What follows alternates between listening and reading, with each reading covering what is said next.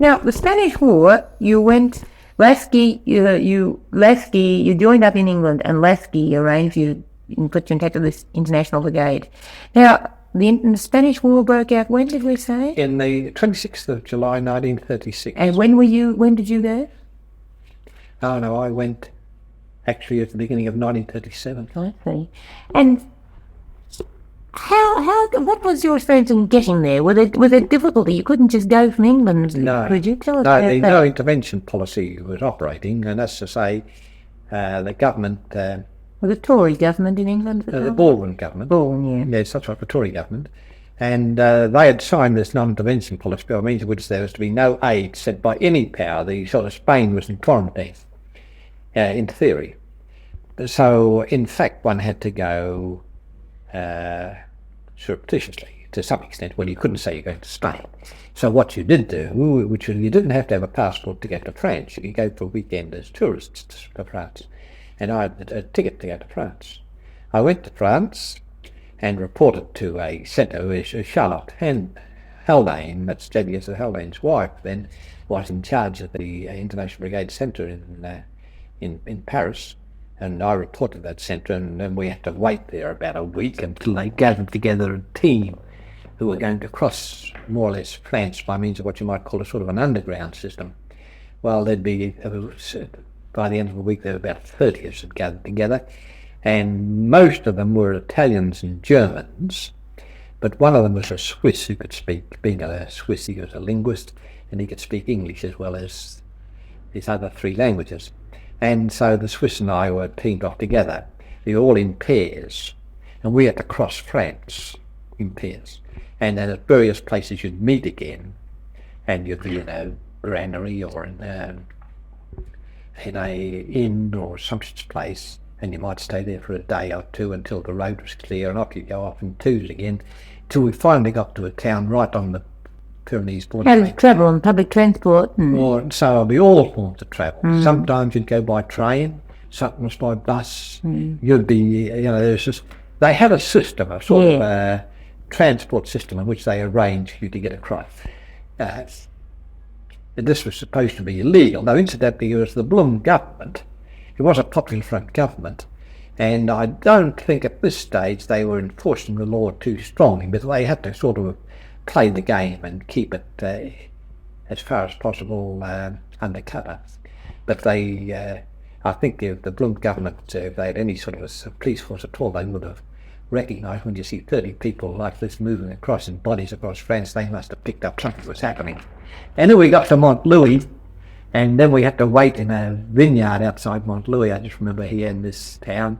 And along came a charavan with its little indicator up, and the chap next to me said, the signal, and that was the signal for us to see to jump in this charavan bus, and that drove us to the right to the foot of the Pyrenees, and there were two smugglers waiting for us. There were two chaps who knew routes, and when we had to jump out, we put on sort of rubber-soled alpargatas, the Spanish shoes there, and took off our boots, tied our boots around the neck, and had these rubber-soled so to be quiet, and these two guides led us across the Pyrenees because the gendarmes, and you could see them with their torches further down, the foothills there, they were standing with torches in lines, and they were, sort of policing the roads and the crossing the Pyrenees. And we had, at this stage, had a bit of difficulty here getting across various creeks and so on. We scrambled up into a building where we lay flat on the floor for the day, with the guide stayed all the day, was more or less the keyhole. This part we were really sort of undercover. How many of you? There's 30 of us. Oh, you'd all come together again? Yeah, we've all come together again, yes. There's 30 of us. And the next day we crossed the Pyrenees, which is quite a climb because it is some 9,000 feet. They're quite at the top of the mountains. Were you cold? Yes, it is. It's quite cold. And so we climbed over, and then we were welcomed by a little town there, which was quite the usual Spanish like a good ceremony. We got a very good welcome by them, and then we were sent eventually to Albacete, where we had to go for training as in the International Brigade. Well, just there we were, it was automatic that if you spoke English, they assumed you could drive a car and they put you in charge of the truck. Because most of the Europeans couldn't drive trucks. Didn't have enough cars in their country, hadn't learned. So the Americans and the English and the Australians, not so much the English, but we, Australia was only a couple of us, but all the Americans, fairly automatically they put them into the trucks. That's not altogether correct, because there was the Aroused Lincoln Brigade that were infantrymen, but all our chaps anyway, the Americans in our unit all went into the transport. And There's a constant stream of people going over the Pyrenees. How often would this happen in a week? I mean, how often would there be wow. I mean, would it be once a month? It'll be perhaps once a week, once a 10 days. And these people were leading them over. But how did you carry your gear? In rucksack? Well, we couldn't have much gear. All you could carry, we're down to a minimum. You carried pyjamas and bits of towel. That's all. And a change of shirts. All you're having to be just a brown paper parcel. So you weren't carrying a lot of gear? No. Well, when you climbed the Pyrenees, did you have to sleep up there in the snow? I mean, did you out? Yes, no, there was not out. They got these little huts, shepherds' huts, which are scattered right through the Pyrenees, where the shepherds move their sheep, and they sleep in them, and we could get into one of these huts and sleep the night. At the after and down. Only the one night we have on the top. I see. And was it hazarded? You weren't shot at or anything? No, we didn't have any. The guys knew where they were going, how to do it. There was no. The only I'm not saying it's hazardous, but there's often a lot of us in the dark. You were stumbling along mountain paths. But I don't think it was really hazardous, but you did feel it a bit hazardous in the dark. You didn't know what was on either side of you. And with the Spanish, because the Spanish government wouldn't be bothering to kick you out, would it? And the French had to stop you getting out. That's right. Yes. Well, that's how we got there. Yeah. And what did you do? Well, then we were in Albacete and we had a certain amount of training for a few weeks. And then we were immediately set to Madrid. And at that time, Madrid was, pretty much in danger. This would be about June of 1937. And at this time, this famous attack on Madrid occurred, when Mola said, I'm attacking Madrid with 4 columns. There's a 5th column in Madrid to let me in. Well, Madrid was about 3/4 of the way surrounded. And it's a fairly big city of about 1 million people. And it was fed largely at that time along one road, which connects up with Valencia, a main road. And our job at first then was just to ferry food along this one particular road. And the food largely we took would be salted cod, and garbanzos, which are chickpeas, Mexican big chickpeas, which of course that was the diet of the Madrileños at the time, cod and chickpeas, which kept them alive. And our job was to constantly run this up and down, plus a few other foodstuffs. But there was no element of danger in it, because there was a certain amount of attempts being made to cut this road too, though it did hold. It's held, actually for another 2 years. Was it bombed? It occasionally bombed. Bombing was just coming in. Bombing, yes, because bombing was. Spain was one of the times, as it's well known, where these new military tactics were tried out. And the Italians had sent over many of their big bombers. They were big, I just forget the name of them now. And the Germans, they did send over their bombers, but they also sent over, of course, their famous Messerschmitt, which was their fighter plane, and they tried them out. It's typical of it. They tried out the Messerschmitt, and I remember actually seeing the Messerschmitts in the sky, and all of us commenting on the fact that the different shape and the speed of the Messerschmitt, it was very, very fast plane. It was the fastest plane in the sky at the time. But that was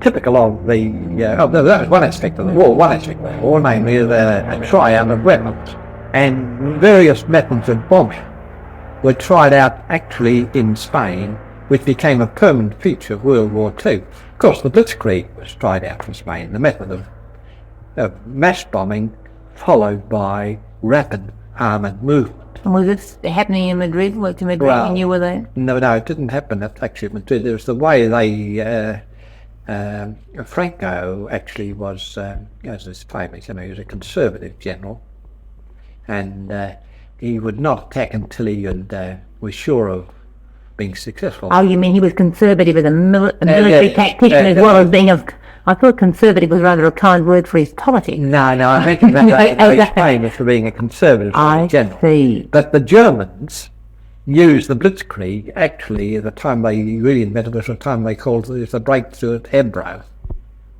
And the two parts of Continental Spain was cut in two. That's the central part of Madrid and the Catalonian part. Yes. So they're cut in two by a corridor which ran through from what's called Aragon right through to the Mediterranean coast. Well, that was the first example really of the Blitzkrieg, when they did sort of mass bombing plus a rapid movement of armoured vehicles, which didn't stop to take prisoners or anything. They just went straight through their objective, which... And it was likely to be going on around them while they just went through. They just went through, yes, which was actually a feature I saw. I mean, I was one of the ones retreating.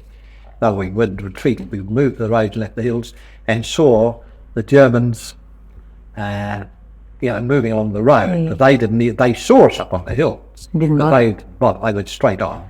So to get through, and that was the idea, just to cut through. When you were driving in Madrid, what was the sort of spirit of the people like? What was the feeling? What was it like? Now the people of Madrid, that was quite extraordinary. The people of Madrid, who incidentally were to some degree, more than any other part of Spain, were supporters of the Communist Party. Right, Barcelona, of course, they were tended to be the stronghold of the anarchists, or Catalonia as a whole. But Madrid happened, for various reasons, which I don't know why, but it happened to be where the Communist Party was strongest. Incidentally, it was also the part that stayed up, resisted the Franco the longest. It was the last part of Spain to collapse. That was the industrial area, factory town. Barcelona's an industrial area. I'd say. No, there's historical reasons, I suppose, but that doesn't tell you much. And the party, and what sort of was the story? What did you do when you weren't working in Madrid? Did you get to know people, the locals? What did you sort of, what were your memories of Madrid? Oh, well, in a peculiar way, that Madrid functioned as a city. Namely, there were cafes. There were picture theatres, and the picture theatres, the pictures they showed were pictures that were donated. And the pictures that were donated, particularly, Charlie Chaplin gave all his pictures. And so, I became a connoisseur of Charlie Chaplin's pictures, because you'd always see a Charlie Chaplin. When I say Charlie Chaplin, you used to see the dogs live. You'd see, I'm not talking about they were quite majorly pictures. But there was the supporters, Charlie Chaplin was a supporter of the Republican Army as a Republic, and he donated his pictures to be shown in Spain. And the other pictures you see would be Russian pictures, which were donated by the Russians. But you didn't see the ordinary Hollywood picture. What was life going on in Madrid? Yeah, were still going to work? Yes, they were still going to work, quite life. Now it's done just the It was appalling. Who was paying their wages and things? So now, on the point of work, what were they doing? You have to. Spain had to work on what the Germans call ersatz. It had to be substitute materials, and you had a terrific number of substitute materials you had to work on. For example, for shoes and that, as you didn't have much leather, the shoe factories would be making shoes out of substitute material. Namely, they would get tyres, cut the tyres, and that was the sort of things that they were doing. You had a lot of impromptu materials working, but the electrical works, the electrical power still operated in Madrid. Water still came that still functioned. As the cafe life, when I say there's cafe life, if you're going to a cafe, the lights would be dimmed, it'd be dark, and you wouldn't get a cup of coffee. You'd have to get a cup of burnt oats or something to substitute for coffee, and you wouldn't, even if you wouldn't necessarily get bread, if you wouldn't get into sweets, but you'd get toasted acorns or sunflower seeds, toasted sunflower seeds. You understand? You get that and eat that. Before the social life, you went there for food. Yeah, you wouldn't get the normal food. There was? There could be wine. There could be wine. There was never once, and only once, there was a famous occasion some beer came in. Once. But generally the wine was reasonably, there's always wine on tap. Always. I see. Well, I'm saying always. I'm talking about 1970. Of course, you've got to remember in 1938, the hardship and the blockade operated such that food and wine and everything, clothes and everything, become scarce. And that was a time when, at this time now, you'd be lucky to get, if you wouldn't get anything much from a cafe then. How did the people function? What did they live on? I mean, where did the government of Spain get its money to go on with? Well, they had the government. Peculiar enough, the government, it was the legitimate government. Yeah. They had a big gold reserve, a fairly big gold. Quite a big gold reserve. The famous Spanish gold. It was so. The big gold reserve. And it's overseas, and it's overseas embassies. Like got a considerable amount. It could buy by means of gold. And it did buy, there was a fairly big trade, like an actual, they used to buy potatoes and stuff. There was potatoes and ships running the blockade, which they could pay for in gold. And who was running the block? In this case, English tramp ships. There's a famous case of one very famous, it got quite an instant name, his name was Jones, Potato Jones they called him. And he was running the blockade and was fired on by the fascist ships. He ran the blockade with a load of potatoes. But it happened to be taken up in Parliament because there was a British ship fired on. And yet the famous British government, who always defended freedom of the seas, didn't even take any action to protect its own mercantile marine. And that's the reason that incident got quite prominent. I suppose in the Depression, in those 30s, there would have been a lot of merchant ships who were looking for cooks and willing to take risks. So I mean, it wouldn't exactly be a comfortable trip, would it? No, but willing to take risks to get the cargo. And they were well paid for it. Yes, I see. Yes, but they had to run a blockade. Yes. And there was a blockade both of German ships, Italian ships, and some of the Spanish Navy. Okay. But plus that, the non-intervention countries also had a fleet of ships which were patrolling both the Mediterranean and the Atlantic. They weren't actually firing on the ships, but they were supervised to see that the blockade was operating. But of course, Franco could get all the aid he wanted through Portugal. It just streamed through Portugal, while the French government actually did adhere to the non-intervention policy. It did adhere to it, though because of the strength of the French Socialist Party, as well as the French Communist Party and the French trade unions, there was considerable amount of smuggling, large-scale smuggling. Over the Pyrenees. Were there roads or? Well, no, I'd say smuggling is almost, there'd be places where there were passes. Even though there was gendarmes, I suppose there would have been corruption operating. I see. But you might get a truckload of something through. Yeah, a truckload and so on, that's right, yes. It did get through. But I presume that the gendarmes and whatnot were either partisans or in the party. How did the Spanish people feel about this blockade? How did they feel about the desertion by the democratic country? Well, I mean, of course, you can't speak uniformly. No. I mean, and that's one difficulty on this, that, see, of all the people you think of in the world, there's sort of different social classes inside Spain. And then many different social classes. Like, you have this great army of peasants. Well, this time, a very, very big section, probably 70% of the population were peasants. Well, the peasants, speaking generally, very much were on the side of the Republic. Now, I'm speaking generally, because if you go into the backward parts like Navarre or Galicia, which were under the control largely of the church and almost their feudal nobility there, the old Carlist sections, well, they actually were a stronghold of fascism. of supporting Franco in that territory. But I'm talking about the big section of Castile and Andalusia, where that was the big section where the peasants lived. They were the heart of the Republican movement. They wanted a democratic government because, really, their conditions of life were so terrible that they wanted to have land. They were against the landowners, and the only hope they could get their land was through a Republican government. And did they welcome you? I mean, they welcomed us very much. They were wonderful. If you came into a peasant, the peasants were our best friends. They would kill the chook, bring out the best wine, look after you. Their last chook, or they used to have rabbits, and even these people who are hungry, more or less, they would put that on. They were very, very good. But in Catalonia, these things are never... Very impressionistic.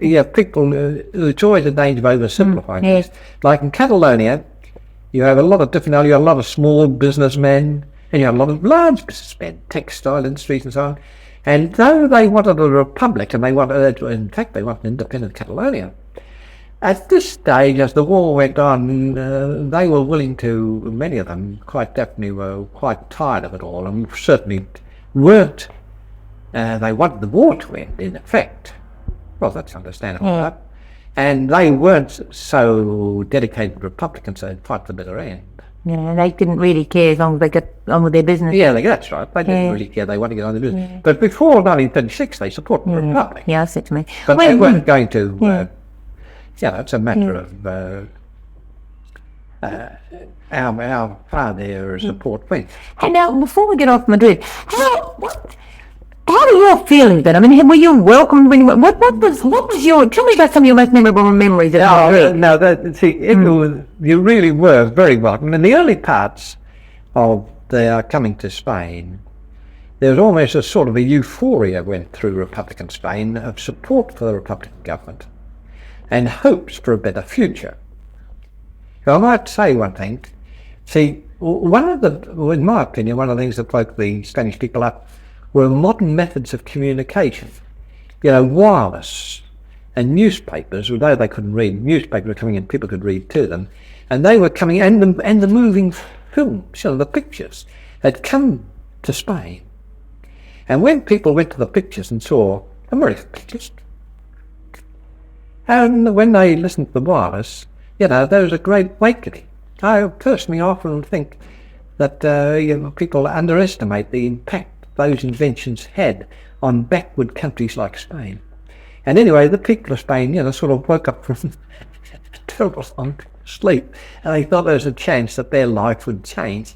And Mark, the needle was changing, because they were still living in conditions that were much the same as medieval times. Let's say the well, the docking, hand mules for ploughing the fields.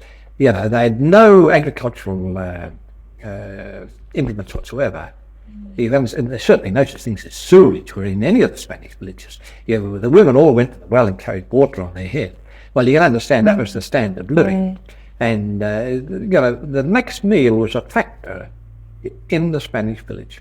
Food was sufficiently important, they were sufficiently near to it, that a good meal was an important event to have. So you can understand that once they only saw visions of a new way of life, that did give them, and they thought that with the Republican, at the time of the revolt, they thought this is going to be it. And so we did get terrific welcomes. Namely, if you're going along, people would really run after you and push an orange into your hand. They'd want to do something for you. They were so happy to see you. And sometimes we're going along the truck and the peasants would have melons and different things, and he'd throw them into the truck with us. And they got the salute and so on, all that sort of thing. That was the clean fist salute.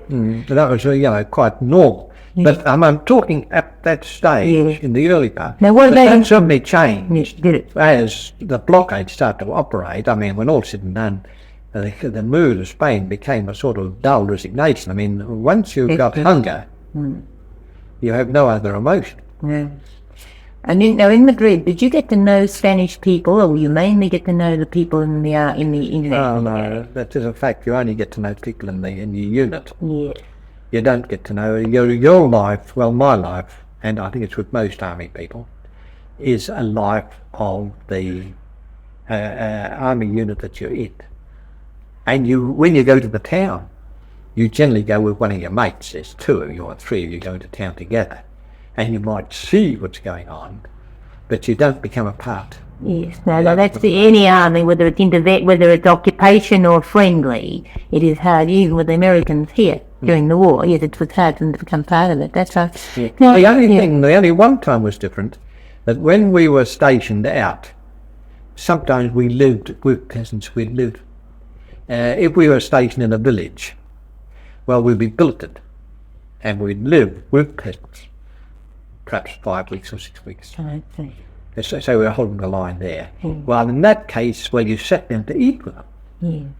I see. And you got fairly close, and you really saw the peasant life pretty closely there, which I agree. Yeah. And I must mention, you see, that you sat down and they brought out a knife and a fork for you. They had one knife and fork. The rest of the family ate out of the bowl in the centre of the table. With their fingers. Bread, fingers, dipped in their bread. You'd have those sort of pots, soup pots, and they'd dip it out the centre bowl. But I would have knife and fork. I'm just saying that was the standard of living, you see. Yeah. Listen, the unit you were in now when you came to Madrid, did you stay with that group of men? No. Well, we were a transport unit and we were always attached. Yes, well, I stayed with that unit all the way through, I'm sorry. Yes, I see. But the unit remained constant, but we would be attached to different brigades. See, we were a transport unit. And what were the sort of blokes? What were their origins? My unit essentially were Americans. The drivers were Americans. But we had, they were all Americans, plus 2 Australians, at Sam Aarons and myself. While we had a division of labour, our mechanics were largely Czechoslovaks. Because, the mechanics were Czechoslovaks because they were good mechanics. And then we did have a third unit, which consisted of French and Germans who were infantrymen, but there were 3 parts, but we were the truck unit, you see. And now the people I associate with Americans. And what were their social background? Well, they varied. A large number of them were Jewish. I'd say 50 or 60%. Perhaps 10 or 20% were what you might call American liberals. Liberals, what's that? Small L. Small L, yes. They were, I've been reading about them so many times. You read the books by Friedman and all these, these books? Friedman or Bessie and all these people. And they were the people who then got into trouble with McCarthy. Some of them might have been communists, but some of them were just liberals. Have you followed any of their careers through? Do you know any of them that, 2 of them was, what were the name? One chap's name was Thompson, the other cousin, and he had the name of probably one of the best-known American poets.